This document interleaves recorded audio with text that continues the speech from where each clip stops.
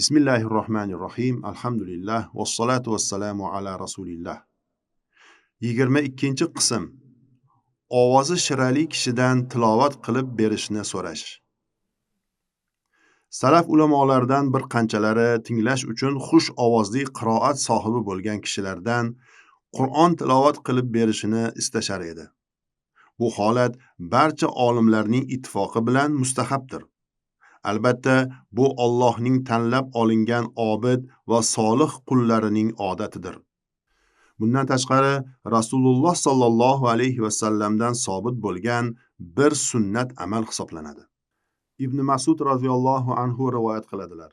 Bir kuni Rasululloh sallallohu alayhi va sallam menga Qur'on o'qib bergin dedilar. Men, ey Allohning rasuli, Qur'on sizga nozil bo'lgan ekan, sizga men o'qib berayinmi dedim. U zot, men Qur'onni boshqa kishidan tinglashni ham yoqtiraman dedilar. Shunda men Niso surasini o'qishni boshladim va ey Muhammad alayhissalom, biz har bir ummatdan o'sha ummatning payg'ambarini guvoh keltirganimizda va sizni ana ularga qarshi guvoh qilganimizda ularning holini kechur oyatiga kelganimda hozircha yetadi dedilar.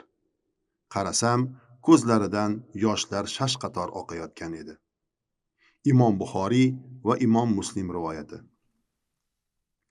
Imom Dorimiy va boshqa muhaddislar Hazrat Umar roziyallohu anhuning Abu Muso Ash'ari roziyallohu anhuga bizga Robbimizni eslatgin deganlarini va u kishini Hazrat Umar roziyallohu anhuning yonlarida Qur'on o'qiyotganlarini rivoyat qilishgan. Bunga taalluqli juda ko'p rivoyatlar bor. Hatto ba'zi solih insonlar ularga Qur'on o'qib berilayotgan chog'larida vafot ham etganlar. Alloh bilguvchi. Hadis ulamolari Sihoh-i Sitta darslarida birorta xush ovoz qoriga Qur'ondan tilovat qildirgan holda majlisni boshlashni va bitirishni mustahab sanashardi. Bunday o'rinlarda o'quvchi maqomga munosib oyatlarni o'qishi kerak.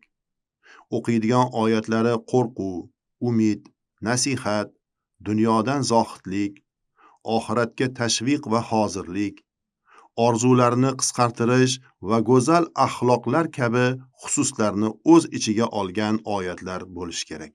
Tilovatga quloq solish hukmi. Qur'on qiroat qilinganda namozda bo'lsin yoki namozdan tashqarida bo'lsin, quloq solish vojib. Oyat namozdagi hukm borasida vorid bo'lgan bo'lsa-da, lafzlari umumni ifodalaydi. Shu bois sababning xosligi ta'sir qilmaydi. Bu hukm uzra bo'lmagan o'rinda mutlaq bo'ladi. Shuning uchun quniyada yosh bola uyda qiroat qilayotgan bo'lsa, ota-onasi esa uy ishlari bilan mashg'ul bo'lsalar, uzrli bo'ladilar. Faqat bu ishga bola qiroatni boshlashidan avval kirishgan bo'lishlari sharti bilan. Aksincha bo'lsa, uzrli emas deyiladi.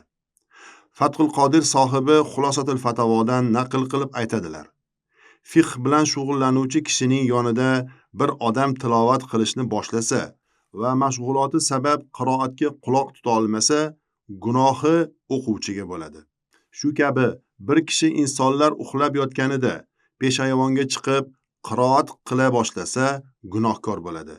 Chunki u insonlarning Qur'onni tinglashdan yuz o'girishlariga sababchi bo'lib qolyapti yoki ularni uyquda hollarida bezovta qilib aziyat beryapti.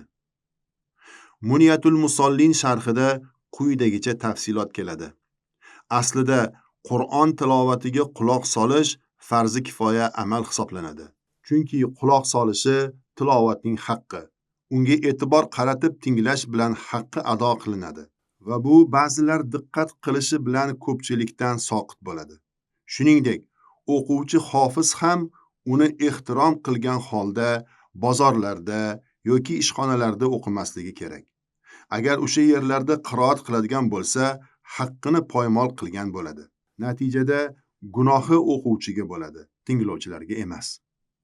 Hamaviy ustozining bu borada mustaqil risolalari mavjud ekani va u risolada quloq solish farzi ayn deb xulosa berganlarini naql qilgan.